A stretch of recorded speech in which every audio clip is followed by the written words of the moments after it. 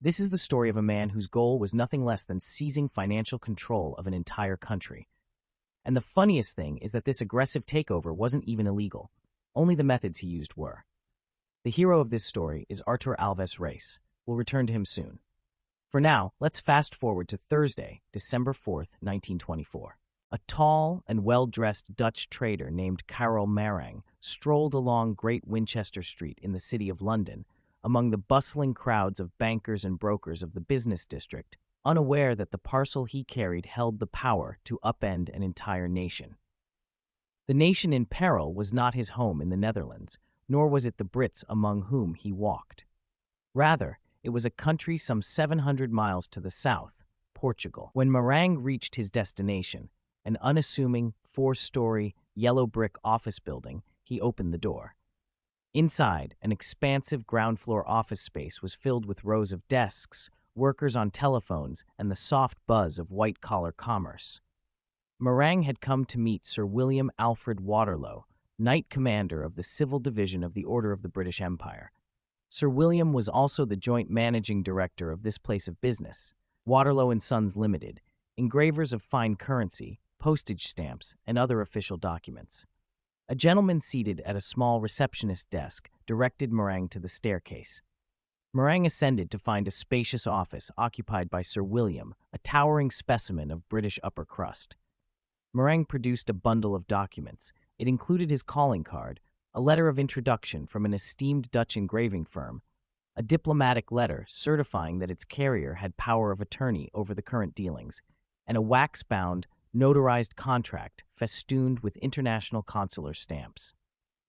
The contract was basic and boring. It authorized Waterlow and Sons to print a run of banknotes for the Bank of Portugal, something the firm had done before. Of course, Sir William was happy to do additional business with his Portuguese clients. Later, however, he would learn that in sitting down with this innocuous-looking Dutch trader, he was entangling himself and his firm in a heist of history-making proportions. The architect of this history-making heist was sitting in a private office 1,000 miles away in Lisbon, the capital of Portugal. He was a bankrupt, yet ambitious Portuguese businessman named Artur Alves Reis. He was born in Lisbon in 1896, raised in borderline poverty due to his father's poor investments. After graduating from secondary school, young Alves Reis attempted a course in engineering, but dropped out after just 1 year.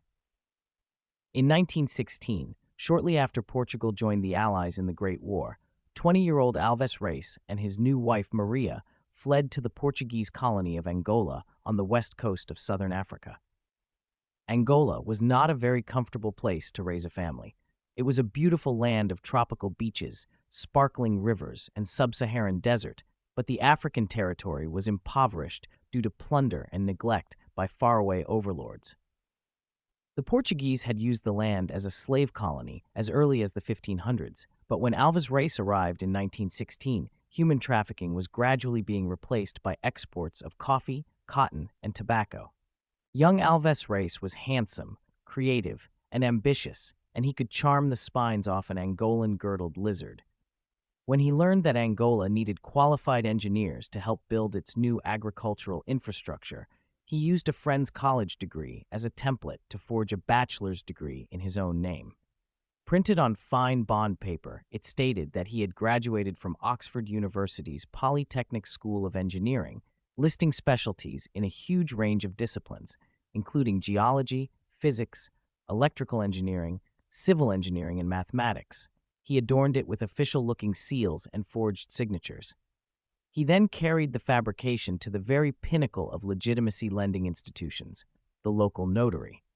This particular notary was not as rigorous as some, and Alves Reis seemed like an upstanding gentleman. So the public official helpfully stamped and signed the document, thereby certifying its authenticity. Never mind that Oxford University had no Polytechnic School of Engineering. With these manufactured credentials and his superhuman charm, Alves Reis soon secured a high-ranking position in the Angolan capital Luanda, overseeing plans for buildings and sewers for the Department of Public Works. This desk job proved rather tedious, so he used his mala fides to secure an additional part-time job as a supervising engineer at a railroad repair shop. He quickly earned the respect of his fellow railroad workers. Unlike other supervisors who kept their distance from the greasy and sooty railroad engines, he was willing to get his hands dirty in the rail yard, climbing around to help diagnose mechanical problems. Despite his lack of formal training, he demonstrated a surprising proficiency for troubleshooting the hulking machines. Alves Reis also came to be known for his grandiose demonstrations. On one occasion, he butted heads with railway inspectors after he ordered some modern steam engines from the U.S. These exceeded the safe weight capacity of Angolan railway bridges, the inspectors warned. Lacking any actual data to support his rebuttal, Alves Reis challenged the inspector's assertion, and he invited the public to observe as he boarded one of these American engines with his wife and newborn son for a journey across Angola. Luckily for him, none of the bridges collapsed on this journey, and neither did his reputation. In fact, he was soon promoted to acting chief engineer.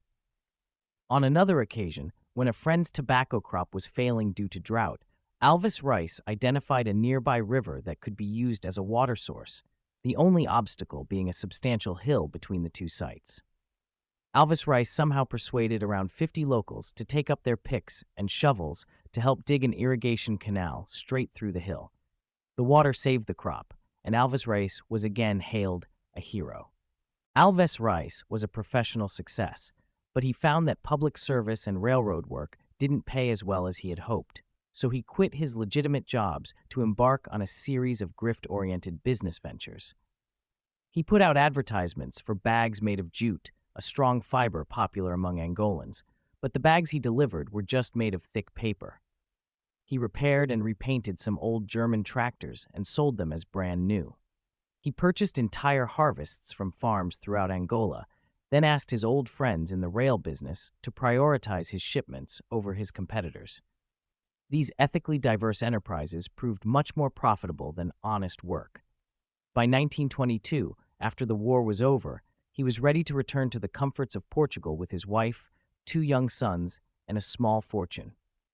The unit of currency in Portugal and Angola at the time was the escudo, and Alves Reis had amassed more than 600,000 escudos, worth roughly $500,000 adjusted for US dollars in 2022. In preparation for his return to Lisbon, he moved his funds to Portuguese banks. This retreat was timely. Within the year, Portugal declared the Angolan escudo to be a separate currency managed by a separate central bank. Severed from the stability of the Bank of Portugal, Angola sunk into further economic despair as its castaway currency went into hyperinflation.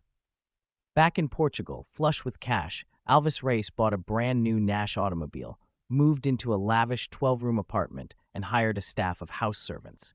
He started a company with some business partners, and his name quickly rose in prestige in the community. In time, however, his expensive tastes and unfortunate investments depleted his capital reserves, and he became desperate for a new source of income to maintain his lifestyle and reputation.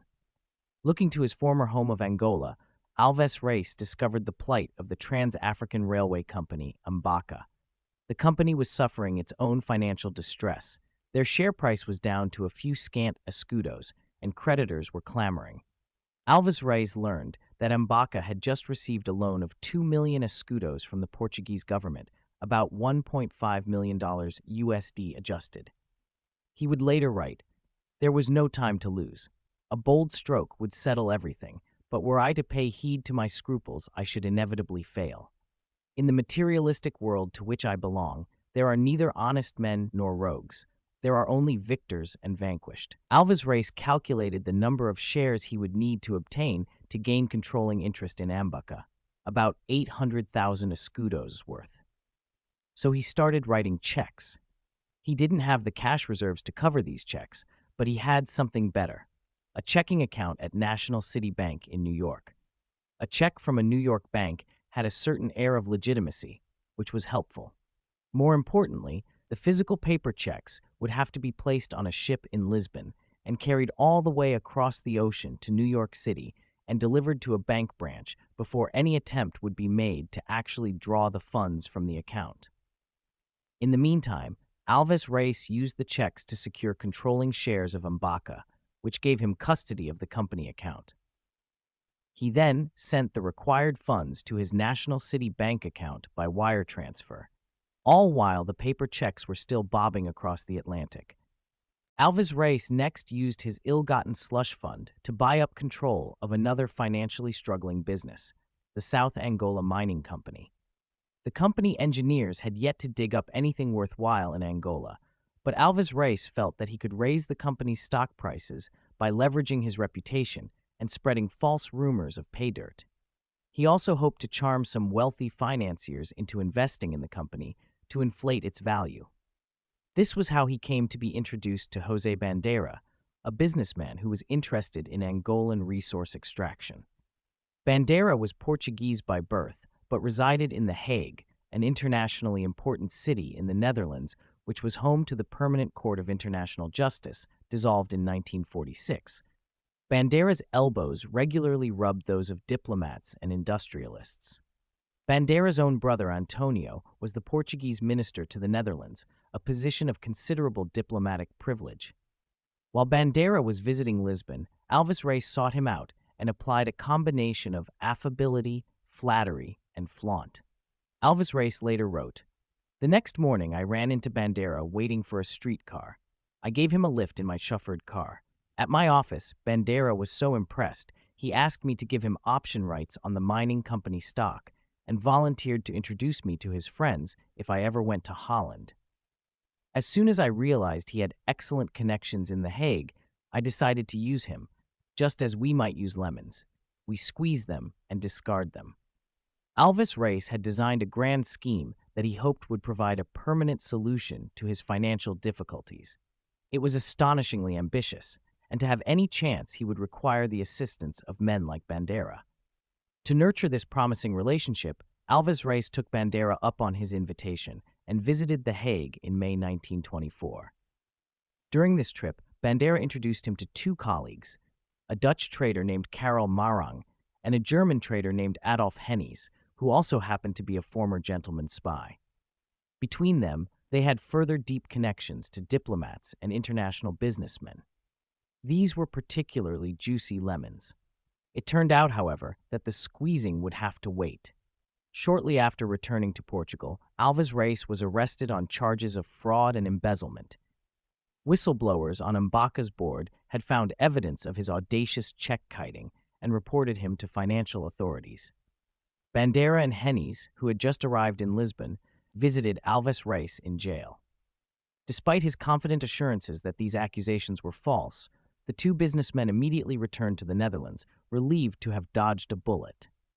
Artur Alves Reis did a lot of reading during his 54 days in jail.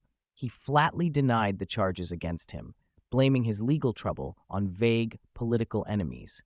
When he went to trial on the 27th of August 1924, the judge threw out the embezzlement charge for reasons lost to time, but upheld a charge of fraud for a single $5,000 uncleared check. Alves Reis scraped together bail and repayment by arranging the sale of his cars and his wife's jewelry.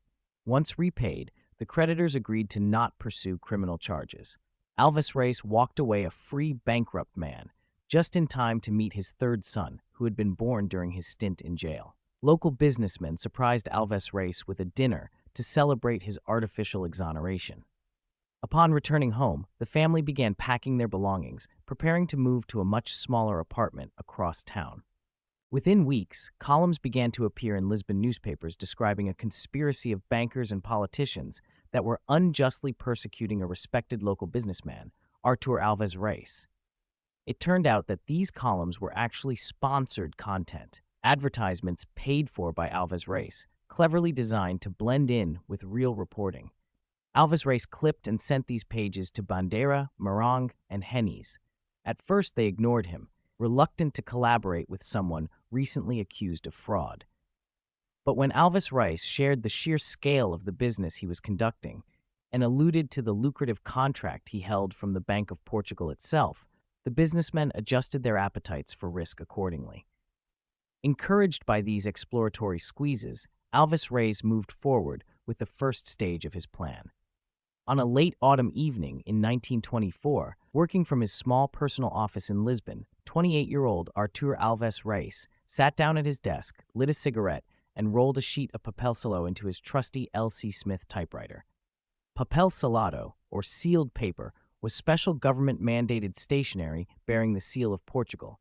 It was expensive, but available for purchase at any licensed stationery store.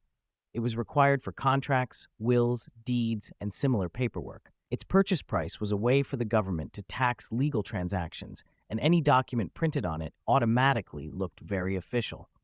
Alves Reis typed a 4-page contract which claimed to be from the Bank of Portugal, authorizing a Dutch-Portuguese syndicate to arrange for the printing of new banknotes to stimulate Angola's economy. He had calculated that 200 million escudos, roughly $152 million USD adjusted, was the maximum amount that could be slipped into the Portuguese economy without raising regulatory eyebrows. So that was precisely the amount of escudos the contract permitted. In what was becoming his signature move, Alves Reis carried these typed pages to the one place that would elevate it from a sheaf of boring papers into a certified document: the local notary. Given that Alves Reis was a well-known and respected member of the business community, combined with Alves Reis's uncanny ability to put people at ease, the notary's assistant didn't bother to even read the papers. He just stamped and signed the contract's cover page, accepted the fee, and Alves Reis was on his way. His next stop was the British consulate. He had learned that most foreign consulates offer a service where they can verify that a notarization is from a licensed notary. This service was quite uninterested in the actual content of the notarized document. It merely verified that the notarization itself was from a licensed professional. The notarization Alves Reis presented was indeed legitimate, so the consulate clerk graced the cover page with the stately British consulate's stamp. This process was repeated at the German and French consulates. Despite his financial difficulties, Alves Reis did retain a few employees, among them a loyal office manager named Francisco Ferreira. When Alves Reis was finished with his stamp collecting, he assigned Ferreira the task of retyping the contract in Portuguese and French side by side, again on papel selado. Ferreira was a much tidier typist, and he had better mastery of French. He was unaware that the document was fraudulent, and he was excited to be part of such an important secret operation. Once Ferreira finished his typing and left for the evening, Alves Reis detached the notarized cover page from the original contract and attached it to the new one. He added a specimens page with crisp 500 and 1,000 escudo notes attached. Next, Alves Reis set upon his desk a pantograph, a device which can duplicate and rescale the motions of a pen, usually used for making enlarged copies of mechanical drawings. Under one arm of the device, he placed the contract, and under the other, he placed a 500 escudo banknote.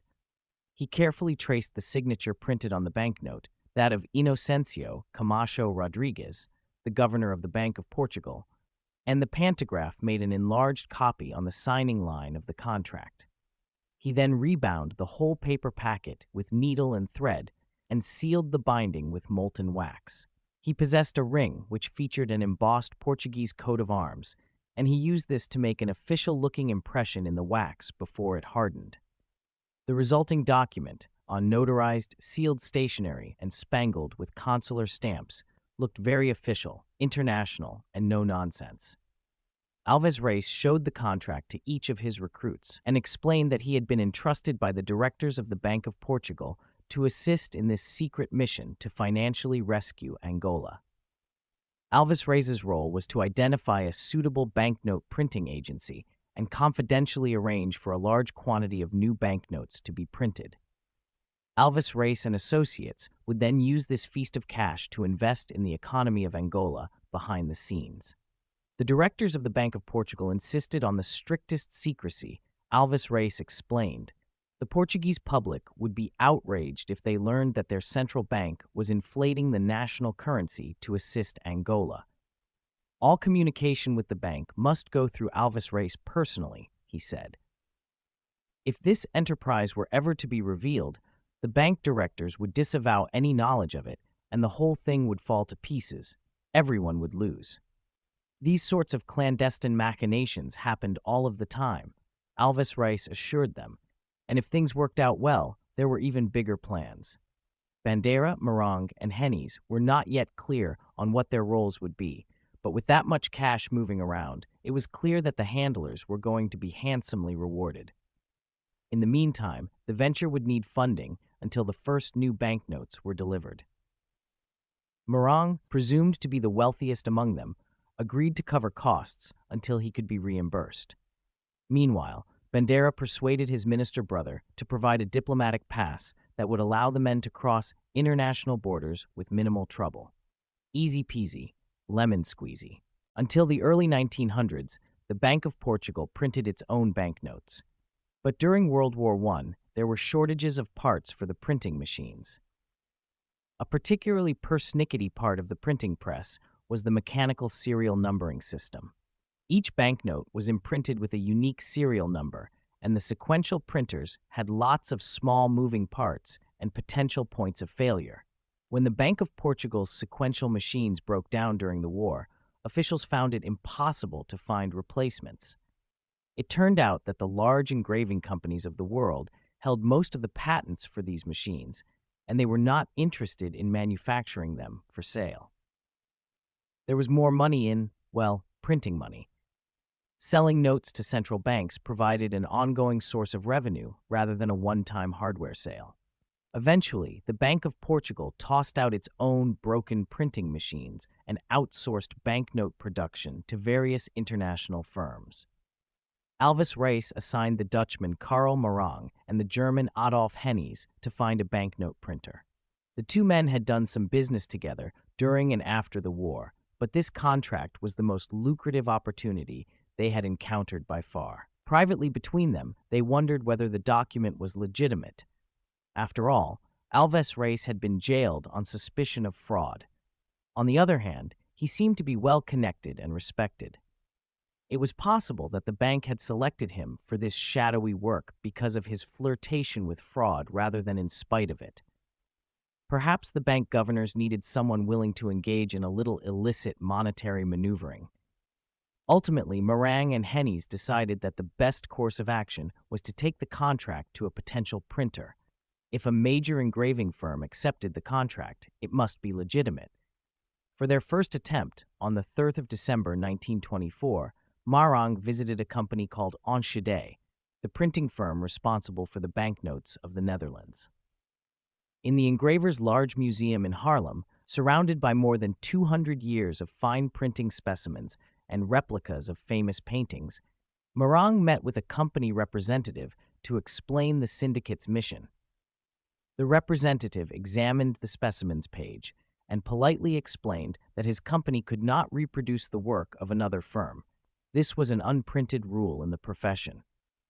But he happened to know of an esteemed engraving firm that had previously printed banknotes for Portugal, Waterloo and Sons Limited of London. The representative told Morang that he would be all too happy to write a letter of introduction. Morang arrived at Waterloo and Sons on Great Winchester Street the following day, letter in hand. The building was plain, but the firm was distinguished. Waterloo and Sons had been doing business for more than a century.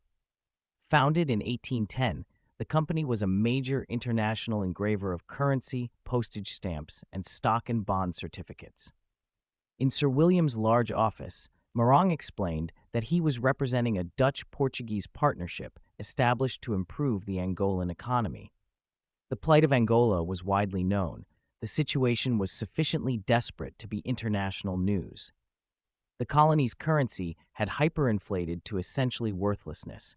The colonial government was bankrupt, and its infrastructure was crumbling. Sir William was sympathetic to the cause and pleased to have a new business deal. But when he flipped to the specimens page of the contract, his expression darkened. He knew the firm that had printed the attached banknotes. It was one of his main competitors. He handed back the contract and informed Morang that his firm would not be able to print these banknotes. Not these exact banknotes, that is. Waterloo and Sons had printed 500 escudo notes in the past, he explained, but they were from the Explorer series, a design featuring Portuguese explorer Vasco da Gama. The note in the contract was from a poet series honoring famous Portuguese poets. Sir William summoned an explorer specimen, and Morang inspected it with approval. The good news was that this Vasco da Gama design was still in circulation, so it was trivial to change the contract to the alternate banknote. The bad news was that Waterloo's had never printed any 1,000 escudo notes for Portugal, so they lacked the plates to fulfill that part of the contract. But that was something they could sort out in the future. The contract allowed for up to 200,000 notes of the 500 denomination, 100 million escudos. That would make for a fine start. As far as Sir William was aware, the contract was on the up and up. The company's solicitor noted a few minor issues, such as unconventional page ordering, but nothing to invalidate the document. The firm's representative in Lisbon, a man named Romer, sent telegrams expressing strenuous doubts about the contract's legitimacy, but he was ordered to silence his protests. It was an unusual contract, of course, but these were unusual circumstances. Sir William had sent for a background check on Carol Marang, and the report was impeccable. And the letter of introduction from their colleagues at Enschede was reassuring. Still, it was always prudent to be cautious. Sir William explained to Marang that he would need a letter of authorization personally signed by Camacho Rodrigues, the governor of the Bank of Portugal. This, Marang assured him, would not be a problem. In order to satisfy Sir William's request, Alves Reis made his way to a small, independent print shop in Lisbon. He questioned the shopkeeper at length about an expensive hypothetical print order he was planning to bring to the establishment. The shopkeeper answered happily, eager to secure the lucrative business with this affable gentleman.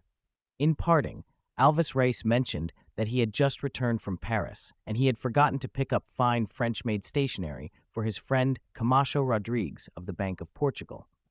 The shopkeeper, inclined to please his future valued client, agreed to fill the order for him. Alves Reis thanked him and cautioned the printer to store the stationery securely. They wouldn't want it falling into the wrong hands.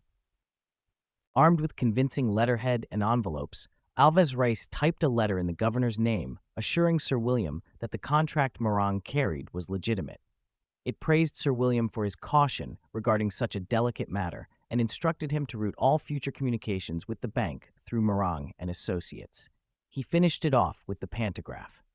About a week later, Marang hand-delivered Alves Reis's latest forgery to Sir William. Waterloo and Sons began preparations for printing. Despite their agreement for all communication on this matter to go through Marang, Sir William decided to make one final verification that the contract was legitimate. He sent Camacho Rodrigues a discreet letter via the regular mail. I have the pleasure in acknowledging receipt of your confidential letter of 23rd December, the contents of which I have noted and for which I am obliged. Yours faithfully, William A. Waterloo, Chairman of Waterloo and Sons Limited. Sir William's secretary put the letter in the outgoing mail and retained a copy in the official correspondence file. If Camacho Rodrigues had indeed written the letter authorizing the contract, Sir William expected no reply. But if he was not the author of the letter, this cryptic message from Waterloo and Sons would certainly raise alarm at the Bank of Portugal, and the bank officials would move to intervene. Sir William never did receive a reply to this letter, though not for the reason he assumed. It was because the letter somehow never reached Camacho Rodrigues. On the 10th of February 1925, Carol Marang sat in his luxurious room at the London Ritz Hotel, waiting for his delivery to arrive. He had stretched his finances thin on this enterprise, including tens of thousands of escudos going to Alves Reis for imaginary bribes to bank directors. But now the venture had almost reached fruition, and Marang looked forward to a huge return on his investment, as well as the satisfaction of doing some good for Angola. There was a knock at the door, and Marang opened it to greet the bellman. The bellman wheeled in a cart weighed down with an oversized leather valise about the size of a treasure chest, weighing roughly 100 pounds, 45 kilograms. Unbeknownst to the bellman, the valise contained 20,000 freshly printed banknotes, 10 million escudos in value, roughly $7.6 million adjusted. And this was a mere fraction of the whole order. The rest would be ready in 2 weeks' time. Paying for the entire print run had cost £1,500 sterling, equivalent to about 120,000 USD in 2022. For the syndicate, this would be a return on investment of over 6,000%. History did not record whether Morang tipped the bellman. The next day, Morang returned to his home in The Hague, the oversized valise strapped in brightly colored diplomatic service stickers that had shielded it from customs inspection. He was soon joined by Alves Reis, Bandeira, and Hennies. The neat bundles of bills still smelled of fresh ink. The four men wrote up a very short contract, stipulating that the profits would be split evenly as they came in, 25% per man, after reimbursements. Morang, Bandeira, and Hennies did not closely examine this rickety fiction. Although Morang and Bandeira may have believed that this project was legitimate, it is quite likely that Hennies did not. His training as a spy made him unusually wary of strangers' stories, and he already had a history of participating in banknote capers. In 1923, he had learned that Germany was quietly planning to replace the national paper currency with a new one to battle hyperinflation, and he knew where a large cache of the soon-to-be obsolete currency was stored. With help from insiders who shared in the profits, Hennies took a portion of the old banknotes to international currency exchanges to convert it into British pounds and Swiss francs, just before news of the new currency became common knowledge. That scheme had been lucrative, resulting in a respectable bonus, but this new project promised a fortune. Before Alves Reis could begin distributing the cash to himself and his accomplices, it needed to be sanitized. Bankers tended to be suspicious of large quantities of sequential bills that still had that new banknote smell. To this end, Alves Reis traveled to Porto, a city where it was customary for banks to turn a blind eye, especially for certain kinds of laundry service.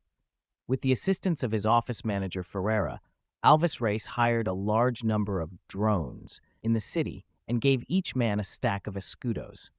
Their job was to visit various banks and make a lot of reasonable-looking deposits. Alternatively, they could take the cash to foreign currency exchanges and trade it for pounds, francs, or dollars.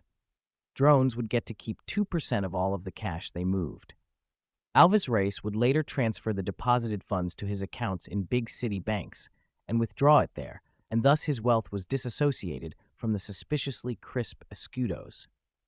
As the laundered cash flowed in, Alves Reis paid his three other-way-looking accomplices generous payments toward their commission, encouraging them to invest some of the spoils in Angolan businesses, especially the South Angola Mining Company. Meanwhile, new valises full of fresh cash periodically arrived from Waterloo and Sons. On one occasion, a particularly sloppy drone deposited a large amount of his escudos in a single transaction, causing a sharp-eyed bank manager to look into the depositor's background. The man, it turned out, had a past arrest for embezzlement. Suspecting a counterfeiting operation, the bank manager sent 2 sample bills to the Bank of Portugal for inspection. The central bank returned the bills, certifying them as legitimate banknotes printed by a licensed engraver. No cause for concern. On another occasion, while Alves Reis and Hennies were escorting a banknote shipment from London, a cantankerous customs official in Lisbon decided that he would not respect the diplomatic seals and told Alves Reis that his agents would be opening the oversized valise for inspection. If customs agents were to see the raw cash within, they would certainly contact authorities, and the jig would be decidedly up. Hennies was gravely concerned, but Alves Reis waved dismissively at the customs agent and took Hennies out for a fine dinner, quietly aware that it might be their last meal as free men. They returned to the customs counter the following day. The case remained sealed. There had been a shift change, and the incoming supervisor was less inclined to agitate diplomats. By March 1925, the Alves Reis syndicate had received all of the banknotes from Waterloo and Sons, 100 million escudos. The drones continued dispersing the cash into banks day after day, but by Alves Reis's estimation, laundering the 200,000 physical banknotes was going to take months or even years. Meanwhile, rumors of counterfeit 500 escudo banknotes had begun to circulate, so much so that the Bank of Portugal inspected even more of the suspect bills and posted notices in local newspapers, reassuring the public that the bills had been examined and certified. Still, businesses in Porto were becoming wary of accepting 500 escudo notes. Alves Reis also discovered that he had made some errors when he instructed the printer how to number the banknotes, so some had serial numbers that should not exist and were therefore too risky to deposit. Feeling the squeeze, Alves Reis decided to initiate the next stage of his secret scheme. He sent a telegram to Morang, Bandera, and Hennies. Most important meet, Claridge, Paris, April 29. On the indicated day, the three men checked into their rooms at the Claridge Hotel in Paris, having no idea what kind of news to expect. They gathered in Alves Reis's expansive luxury suite while wives and girlfriends went shopping. They tended to stay out of their significant other's business dealings, which was the style at the time. It was here that Alves Reis revealed the true scale of his intentions. In the coming months, the gentlemen in this room were going to pool their fortunes, file the requisite paperwork, and establish and govern an entirely new bank, the Bank of Angola and Metropole, A&M Bank for short. Alves Reis's grand revelation was met with blinking confusion. Founding a new bank was an extraordinary undertaking that would invite government scrutiny. What would they have to gain? The foremost benefit, Alves Reis explained, was to simplify the task of processing the Waterloo banknotes. He explained that Governor Rodrigues himself had recommended this course of action. The men still spoke among themselves as though their enterprise was legitimate, despite crushing evidence to the contrary. Rather than depositing small amounts of cash into lots of banks, they would deposit all of it into their very own bank as the foundational capital. This would save them on currency exchange fees and the commission they had been paying the drones. It was quite a thrifty proposition. It went without saying that operating a real, actual bank could be extremely profitable for all of them. Alves Reis's zesty underlings were beginning to warm to this audacious plan. He paused for a few silent moments, then let fall the other footwear. Well, once A&M Bank was in business, they would use their considerable capital to quietly buy shares in the Bank of Portugal until they had enough to become the majority shareholders, thereby taking control of the country's central bank. Eyes were agape and jaws were ajar. It turned out that most of Alves Reis's reading during his 54 days in jail almost a year earlier had been from the bylaws and regulations of the Bank of Portugal. Despite being the country's central bank, it was a privately owned institution. The Portuguese government owned a small portion of the shares, and the rest were in private hands. This kind of arrangement was not unusual around the turn of the 20th century, but no one had ever tried to conduct a hostile takeover of a private central bank before. It was such a novel idea that there was no body of law to address it, meaning that it was technically legal, fraudulent foundational funds notwithstanding. As a comforting fiction for his accomplices, Alves Reis claimed that Camacho Rodrigues and his vice-governor Mota Gomes were secretly supportive of this plan. They wanted the power to dislodge some problematic directors, he said. Alves Reis did not mention his other major motivation, to shield himself from prosecution if his fraudulent contract with Waterloo were ever discovered. According to the bylaws of the Bank of Portugal, the only entity that could take legal action against counterfeiters was the Bank of Portugal. Once Alves Reis controlled the bank, he would simply decline to press charges against himself if the issue was ever raised. The mood in the room shifted from flabbergasted to exhilarated. If this plan worked, it would put them in positions of tremendous power and importance, while simultaneously making them all fabulously wealthy. Even Adolf Hennies, ordinarily quite circumspect, was compelled to declare that Artur Alves Reis was one of the great financial geniuses of the age. For their first move, Alves Reis assigned José Bandeira with the task of quietly buying up Bank of Portugal shares through intermediaries.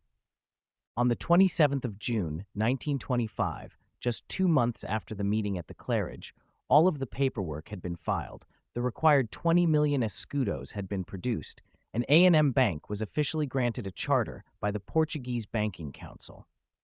In anticipation, Alves Reis had purchased a building in Lisbon's business district to house the main branch. His own residence had also been considerably upgraded, a 4-story mansion maintained by 6 servants. To keep his wife from asking too many questions, Alves Reis showered her with fashionable clothing, jewelry, and other luxuries. A month after his bank opened, Alves Reis created a new forgery, another letter to Waterloo and Sons from Camacho Rodriguez, this one authorizing the printing of 380,000 more banknotes. Morang hand-delivered the work order to Sir William, along with a separate order for thousands of stock certificates for A&M Bank. Meanwhile, José Bandera had been busy buying slices of the Bank of Portugal, and the syndicate now owned 4,600 shares, more than 10% of the 45,000 they required. By September, A&M Bank was conducting legitimate business, such as money lending, investments, and currency exchange. New branches of A&M Bank were opening in key cities throughout Angola. Newspapers began to praise Alves Reis for his generously low interest rates for businesses in the colony. Clearly, he was gaining currency. Alves Reis's longtime office manager, Ferreira, now on the bank's board of directors, joined Bandera in the secret effort to gather up shares of the central bank. By mid-September, they had purchased more than 7,000. Alves Reis, Bandera, Morang, and Hennies were all wealthier than they had ever been before, and the new escudos from Waterloo and Sons were arriving by the valise load. It seemed that Alves Reis had taken the old idiom about life and lemons to heart. The first sign of things turning sour appeared in November 1925. Alves Reis and Hennies were on a visit to Angola to explore investment opportunities when one of Alves Reis's old friends there, a man who worked for the police, discreetly informed him that his tour group was under surveillance. Later that month, an article appeared in the Portuguese newspaper O Século criticizing an unnamed bank, calling into question the pedigrees of its founders and the source of its capital, while accusing the mystery bank of compiling shares of the Bank of Portugal. In the following days, other newspapers printed similar stories, and shortly O Século felt confident enough to name the object of their criticism. The notorious Bank of Angola and Metropole has begun its maneuvering. Where does it get its money from? None of the persons in the new organization is known in the financial world. Names are being mentioned, and everything makes us believe that Portugal has fallen prey to a gang that is getting ready to devour the nation's heart. This flurry of negative attention convinced the Portuguese Minister of Finance to make public their ongoing investigation. He sent agents to visit A&M Bank and review its internal records for irregularities. On the 25th of November 1925, a reporter for the newspaper Imprensa Nova came to the bank's main branch and visited Ferreira's office. He had an ultimatum. Imprensa Nova was planning its own negative articles about A&M Bank, but for a mere 50,000 escudos, $38,000 in modern money, the paper could just forget the whole thing. Luis Viegas, the inspector of banking commerce, just happened to be in an adjoining room inspecting banking commerce, and he overheard the exchange. He stepped into the room and arrested the reporter on charges of extortion. The news of this arrest undermined the media's credibility in the public eye, and the newspapers soon lost their appetite for criticizing A&M Bank. Meanwhile, Bandera sent word that he and Ferreira now held 31,000 shares of the Bank of Portugal, over two-thirds of what they needed. Despite the media's waning interest, the government was still suspicious of Alves Reis and associates. There was a bookkeeper's office in Porto, serviced by A&M Bank, and an employee there felt certain that the bills from the bank were counterfeit. The employee informed the Bank of Portugal, and on the 5th December 1925, police and banking officials surrounded the Porto A&M branch. They arrested the branch manager, the bookkeeper, and the owner of a neighboring business that also took money from A&M Bank. The police seized all of the cash for inspection. The central bank's on-site counterfeit expert laid out his examination tools and scrutinized multiple notes. No, he finally concluded, these are not counterfeits. It is absolutely impossible to engrave a forged plate with the same perfection and evenness, he said. The printing was flawless, they were made of the proper paper, and the watermarks were correct. Not even the mighty Bank of Portugal could make banknotes this good, which is why they hired outside firms to print their currency in the first place. The expert was absolutely certain that these bills were printed by a government-authorized firm. Having arrested 3 men and upturned 3 places of business, all without a warrant or physical evidence, the officials from the Bank of Portugal were understandably mortified. To stall for time, they instructed the investigators to sort all of the cash by serial number, under the shaky pretext that this would prepare the bills for a more robust examination. While sorting the bills, 2 banknotes with identical serial numbers were found, something which should not be possible. A customer must have brought in a legitimate bill that happened to overlap the serial numbers Alves Reis had specified for his private print run. Several other duplications were later discovered, and in each case it was impossible to tell which banknote was real and which was forged. But the mere fact that duplication existed was damning evidence. The following day, news of the raid reached Alves Reis and Hennies as they stood on the deck of a transport ship approaching the docks of Lisbon, returning from their trip to Angola. Alves Reis later wrote, "Suddenly a speedboat came alongside and I heard my name called out. Some friends had come to warn me that handcuffs awaited me in Lisbon. They suggested I flee." Adolf Hennies, whose experience as a spy had left him with a good intuition for trouble, recognized the gravity of this state of affairs. He advised Alves Reis to go abroad rather than go ashore. The pilot boat would be here soon, and they could slip aboard it to avoid the police at the pier. Alves Reis declined, confident he could disentangle himself from this latest inconvenience. "I haven't committed any crime," Alves Reis said to the one person in the world who knew exactly which monumental crimes he had committed. After repeatedly failing to convince his stubborn friend to evade capture, Hennies gave up and set out to find the ship's captain. Out of old spycraft habit, Hennies had befriended the man, and now he would use this connection to transfer to the pilot boat. He didn't have to worry about leaving his bank accounts behind to be seized. He had long since transferred most of his wealth to German banks. Shortly after his transport docked in Lisbon, 29-year-old Artur Alves Reis, one of the wealthiest men in Portugal, was arrested. Hennies observed the arrest from a nearby cafe patio. The transport captain had promised to wait for his return before departing. At his earliest opportunity, the former spy would take passage back to his homeland, where, as the Germans would say, he would crawl into a Schlupfwinkel for the duration. It turned out that Adolf Hennies was not even his real name, and when he returned to Germany, he would scurry back to his previous identity like a sentimental hermit crab. On the 7th of December 1925, the Bank of Portugal announced that all 500 escudo notes in the Vasco da Gama series were to be removed from circulation. The streets of Lisbon and Porto became jammed with citizens lining up at banks to exchange currency. Once discontinued, these bills would be worth their weight in paper, so citizens were urged to exchange them as soon as possible. Anyone turning in more than 20 bills at a time would need to show proper identification, and the transaction would be documented.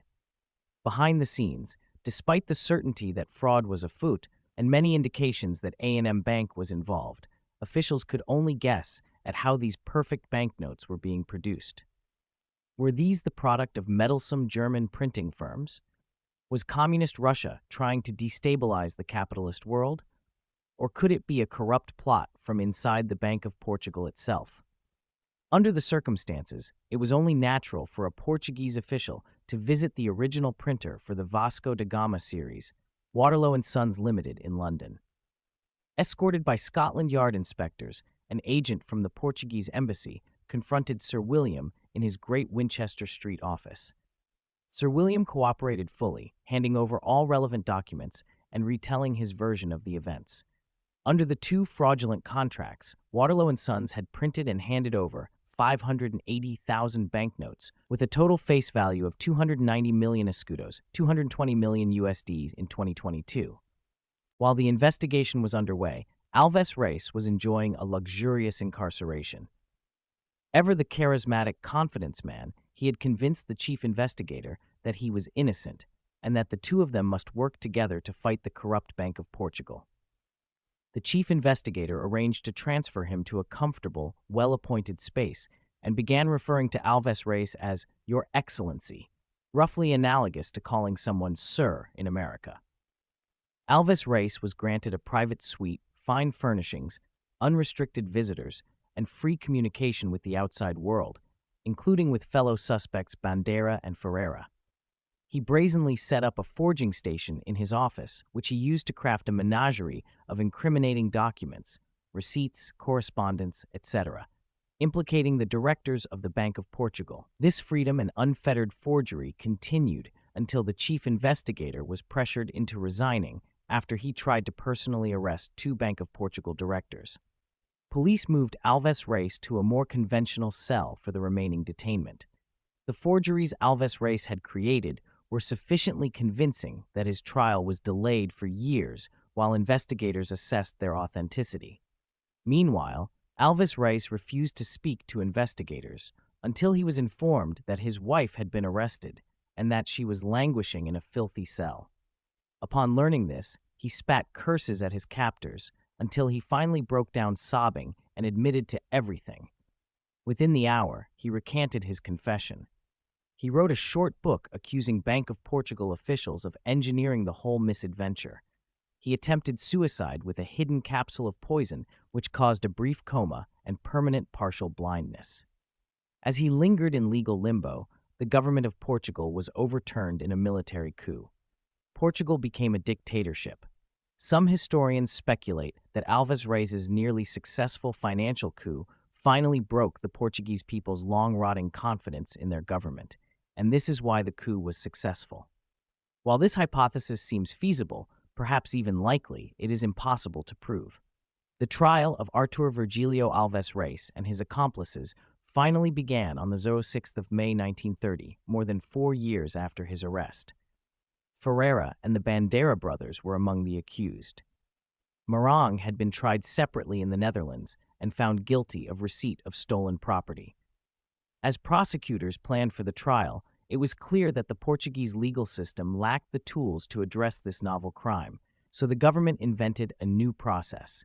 Testimony would be given before a judge, and 7 other judges would serve as a jury. The government also retroactively raised the maximum sentence for counterfeiting from 3 years to 25 years. These ex post facto changes were technically violations of the Portuguese constitution, but no one with authority raised any fuss. The new fascist dictatorship was still sorting out the rules. The state hurled the law library at the Alves Reis syndicate, including charges of counterfeiting, conspiracy, fraud, falsification of contracts, forgery of correspondence, forgery of credentials, and a laundry list of lesser charges. Combined, prosecution and defense called 85 witnesses. When Artur Alves Reis was called to testify on the 11th of May 1930, he stood before the judge and jury and confessed his crimes with apparent pride. He detailed how he duplicated signatures with the pantograph and how he estimated which serial numbers to use. The room was otherwise silent during his dramatic 5-hour oration. His so-called accomplices were in fact victims, he testified, unaware that his documents were forged. Alves Reis did, however, assign blame to one other individual, Sir William Waterloo. If only Sir William had stopped him from committing this stupid and irresponsible crime, he asserted, none of them would be in this sorry predicament. Never mind that he had not even met Sir William in person. Given that Alves Reis had confessed to his crimes, the only task that remained for the defense was to try to minimize the severity of the punishment. Alves Reis's attorney argued that while the law prohibited one from forging banknotes, it was silent on the matter of paying a licensed printer to print them. So Alves Reis was not a counterfeiter, he was merely an unauthorized distributor, an inflationist. There was no crime here, the defense argued, only misdemeanor. On 19th of June 1930, all testimony had been given, and the panel of 7 judge jurors departed to deliberate. 6 hours later, they reached their verdict. Artur Alves Reis, José Bandera, and Adolf Hennies, in absentia, were all found guilty, sentenced to 20 years each. Alves Reis's wife Maria was found guilty of collaborating with her husband, but sentenced to time already served, and set free. Francisco Ferreira and Bandera's former diplomat brother Antonio were given 16 years each. Hennies, unable to be located, let alone extradited, never served his time. Meanwhile, Sir William's cousin and co-director Edgar Waterloo had brought a motion before the company board, which was a thinly veiled dressing down for Sir William's part in the scandal. The motion passed. Sir William resigned. In 1932, the Bank of Portugal filed a lawsuit against Waterloo and Sons in the High Court in London. The case, which would come to be known as the Portugal banknote affair, was one of the most costly and complex trials in English legal history. Ultimately, the House of Lords found that Waterloo and Sons breached their duty of care and contractual duty to the bank by printing the banknotes for the syndicate. One particularly damning detail was the record of telegrams to and from Romer, the firm's representative in Lisbon, who had tried to warn Sir William that the contract failed the sniff test. The Bank of Portugal was awarded £610,392 in damages. Sir William did not live to see this ruling. After being elected Lord Mayor of London, he died of peritonitis on the 6th of July 1931, aged 60, almost a full year before the case was decided. During his long stay in prison, Alves Reis wrote a detailed account of his part in the Portugal banknote affair, a 2-volume book set titled O Segredo da Minha Confissão, The Secret of My Confession. Sales of the paperbacks were modest, but sufficient to offer some supplementary income for his destitute family. When Artur Alves Reis emerged from his incarceration nearly 20 years later, on the 7th of May 1945, the streets of Lisbon were teeming with cheering, overjoyed crowds, not to celebrate his release from prison, but to celebrate Germany's unconditional surrender to the Allies on that very day, bringing World War II to an end in the European theater. During his time in prison, the once trim and dapper grifter had gained considerable weight and lost considerable hair. He was offered a job shortly after his release, at a bank, of all places, but he declined. Alves Reis reunited with Maria and joined his 3 adult sons in their import-export business. He turned away men who sought him out for his special skills. But he was still Artur Alves Reis, and the irresistible inclination for fraud remained in his bones. After a spell of legitimate business, he fell into his old ways and tried to bribe his way into a lucrative contract to export rice from Brazil. He lost a fortune when the deal fell apart. He spent his remaining years running various schemes in a quest for easy money, but his luck was spent and his grifting atrophied. On the 8th of July 1955, the great financial genius of the age suffered a heart attack in Lisbon, aged 58. Thus, Artur Alves Reis, infamous fraudster, counterfeiter, and unprecedented financial coup attempter, exhaled his final breath without a single escudo to his name.